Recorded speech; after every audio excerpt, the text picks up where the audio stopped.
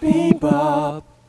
Welcome to Artist Bebop number 27. This is the weekly ramble where I set a timer for 22 minutes and talk my little artist heart out. And try not to stumble. So let's see. Let's set the timer. 22 minutes. There we go. All right, so I've been so excited to do this. This is the second round of the weekly Rambling Artist, and I thought about last week was an experiment, or the first one. So I thought about making notes and that type of stuff. I think last week I read something from the daily rambles that I've been doing, which is where I write daily, and then I, thinking about it, I just thought it felt wrong because the studio for me is very much about improv. I come into the studio, and even when it's a pop art, a figurative thing, I don't know exactly how that's going to play out. And that's the excitement of it to me. So, and then even the writing, I don't think of a topic generally. Sometimes something is on my mind during the day and it creeps in, but I like the organic feel of it. And so as far as these rambles, I'm trying not to say so badly. It's something I'm working on. But as far as the weekly rambles, I'd like to do the same. See how long I can hang. So it makes sense. I've always liked improv in general. In college, I did some acting classes, some theater. I had some theater credits, and my favorite parts were when we got to do improv. Yeah, I would have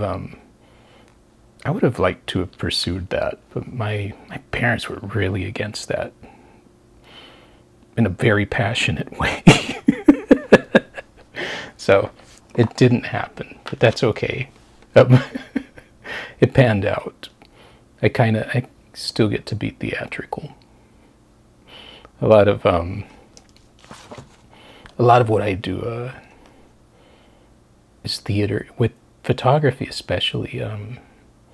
I loved creating worlds. That was never about the capture to me. It was about building worlds, and painting is no different. But yeah, in photography, where I started, I liked making scenes for series and the lighting, all of that. But then that is definitely, that's just there. That's storytelling, which is something I ponder more and more, where that came from. And I've talked about my mom being a big source of that. I was her firstborn, and for 8 years, 8 years, I didn't have a sibling. So it was me and my mom, and I loved hearing her tell stories. I would ask questions specifically about ancestors. Like I never got to meet my grandfather on her side, so I would ask a lot about him. And I loved soaking up those stories. And I loved the way she told them. And I knew the stories, but I loved just hearing him. And I think a pinnacle moment of all that was, and this gets a little dark, but so my grandfather, he was murdered. And it happened when she was young. And so I grew up hearing this story. We'll backtrack. Now, put a caveat here. My ADHD, I'm learning so much about it, so I'm watching myself tell stories and circling. But so, yeah, when I was little, I knew that, there was my grandparents on my dad's side, and then the other side was a mystery. And so I would ask more and more questions. I think I was 6. And I asked her, what about your dad? And I keep asking, and she said, he passed away when I was young. I said, what happened? And she says, well, he was in an accident. And I was like, what kind of accident? She said, it was with an automobile. And I don't know why. Well, you're a kid. I still do stuff like this, but I had this vision. I was like, so he got hit by a car? She said, yeah. I said, like a milk truck?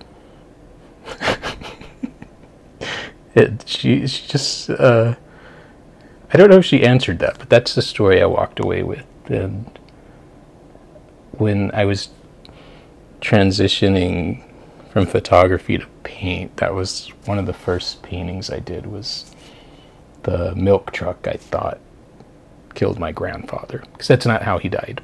But I won't, I know, like dark humor, but that is what I'm rooted in. So, see, and then I tell these tangents and lose track of where I was going. But here we go. I'm getting better at it. This is all mental gymnastics sometimes. So I think 2005, I got to go to El Salvador, where my mom is from.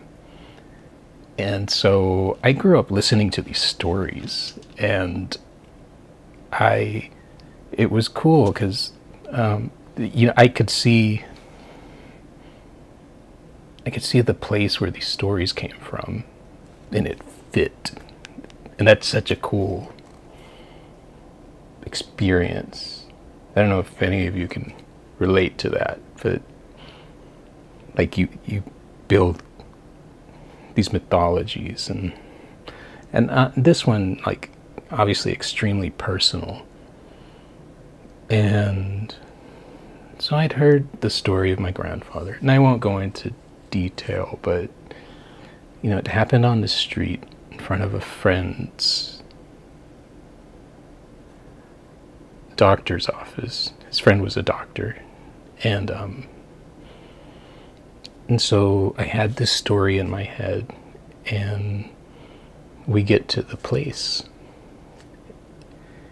and so at that time, my main medium for expression was photography. So the whole trip, I'd been getting my imagery and soaking it all in. It's very emotional. And so we're on the street, and my mom starts to tell the story again. Except this time, it's all right in front of me. I can see, like, we're walking this thing, and it was neat. That's, pretty deep thing to say, I guess. It was neat. It was more than neat. It was a very special moment, and I love that I got that, and I love that that whole process. Like I said, that's a gift that came from my mom. Was expression. It has its source there, and I'm thankful every day. And as I grow older and I progress in the art and the things that I want to do, I'm even more thankful. But that got kind of gloomy.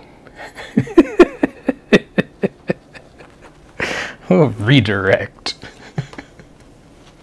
I wrote earlier about, AI, I had my friend Jeremy drop by. That was yesterday, so that was cool because I hadn't heard from Jeremy, and being a father alone in a house with kids, I don't get a lot of adult talks. Aside from those of you who DM me, which I savor and I cherish those, and keep those coming. So I'm checking the time there. Sorry. But I wasn't sure if the timer was on. This process, this 22-minute ramble, makes me a little skittish on some levels. Like it took me a while to sit here and get adjusted. But I like it. But yeah, so he came over and he brought art supplies, which is one of the greatest types of visits. And we caught up, and it reminded me, because we were talking about marketing and self-promotion, and then I brought up AI and how much of an advantage it is with all of these things. Like, as a small business owner, there's a lot of things like I need to do descriptions, meta tags for my website, and I've been using AI lately to help me with that. It's nice. And he said, "You're the first person I've heard speak positively about this." And I didn't ask him how he felt about it. I think this was at the end of our talk, but it just got my wheels turning on how, yeah, I've definitely seen the negative reactions, but I'm excited. There's apprehension, because I do look at moving forward, and it's not like I've never had these conversations or thoughts before. I've talked to other artists about what happens when AI can just replicate what we do by hand. I don't think it's possible that that can't happen. That an AI can, at some point just make a whole lifetime worth of Sergio Santos work.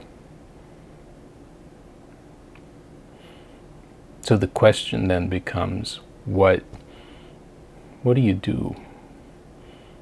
How do you still remain an artist? To me, it's not about, especially having multiple disciplines. I would say that my first mode of artistic expression was the written word. That's where I was talking about my mom's influence. That's where that all soaked in. I can see it in first grade when you have a picture that you are supposed to draw, or you're supposed to write about, and I would just go off. And we had a few assignments, I remember, and I would just make stuff up. A lot of this was supposed to be biographical, and the teachers were amazed at my stories, but they were fiction. My mom would get so mad because she said, you made all that up, and I couldn't help it. It was, I was having fun. It was fun to me, and that was the first, and then that stuck with me. I always drew. She always encouraged me, and I always had that visual thing. And then photography came, and I've woven in and out of that. Photography led to having a little video knowledge. I love making these videos. Whoops. I love making these videos. I think it's fun. But yeah, having all those disciplines, to me, art doesn't have to be me just making marks on a surface. That's what I enjoy right now, just like I enjoyed photography. And photography changed, and I kind of, to a degree, left it behind. I still have that muscle. I still use it. It's still a part of my discipline. But it was weird transitioning, but it was necessary because the times had changed. I came in as a darkroom person. I enjoyed the process of the film capture, processing that, watching it magically turn into images in the darkroom, learning how to manipulate all that, and creating a final image, which was a lot of work that now you can do inside your phone, and you can argue otherwise, but it's true. you just, and that technology just keeps increasing, and change comes, and it doesn't care how attached I am to the way I was creating. I could be, but if that time comes, when I think about that, where machines are just outgunning this side of us, then I have to think of another way to express. That's all it is, I think. And so but I don't really have a fear of it, I guess. I don't think AI can do a lot of things, but I'm me. I can always be an artist. So there's that. You know, I can, and that's the plan. I want to, when I kick out of here, I want to go out being an artist. That's okay. So that ramble was weird. So we went from dark to weird to I don't know. What else? What else have I've been thinking about? That's a big one. Because I think that was kind of weird. It's startling to hear Jeremy say that. All right. All right, we got a jump cut there. Like I said, I'm getting my bearings on doing this segment, but one of my mics was powering down. But so I don't know where I left off, but oh, and that throws the ramble into a little bit of chaos. It's all right. We improv. That's what I showed up for.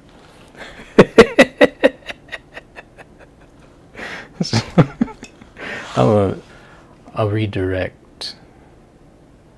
Yeah, I was talking about the Clubhouse for Special Needs. Pretty much, I'm going to be working there, doing some sessions. So I have this other thing called it's called the Little Monster Project, and that's something I started with my kids during the pandemic, where we drew monsters and we would leave kits in the community, and people could pick them up when quarantine was in effect. But that started some online classes that I would do with different groups, one of them being Empowering Youth for Tomorrow, the nonprofit in Houston that I advise. And it was cool because it developed a new way of doing this teaching. So using my phone, well, I would do that with the, this is getting confusing. But pretty much the virtual classes, a phone was set up, you know, I'd have another camera on me so I could talk to the group and then lead them through the drawing.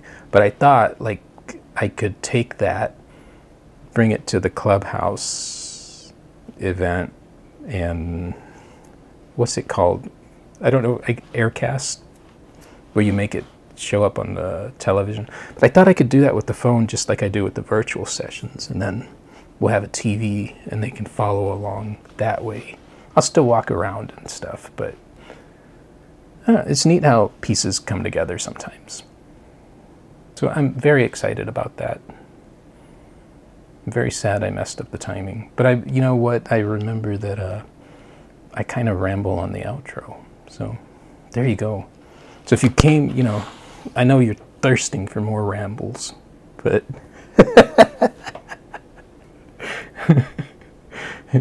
I can feel it. But here we go. I'm going to count down. Should I stop counting down? Is that annoying? Comment below. Don't you love clickbait? But yeah, clickbait. I'm kind of anti. So here we are in the Artist Bebop rambling outro. But yeah, we'll hang here for a second. But clickbait, I'm kind of anti it. I don't like when people tell me to smash the like button. So from me to you, you smash whatever you want. You're your own person. Don't let me tell you what to click or share or do, you know, none of that. Especially smashing. You do you. Now, if you do those things, I fully appreciate it. I thank you. I can't thank you enough. It's an honor. Because I know I'm conscious of what I click and like and smash and share and comment on. It's very personal.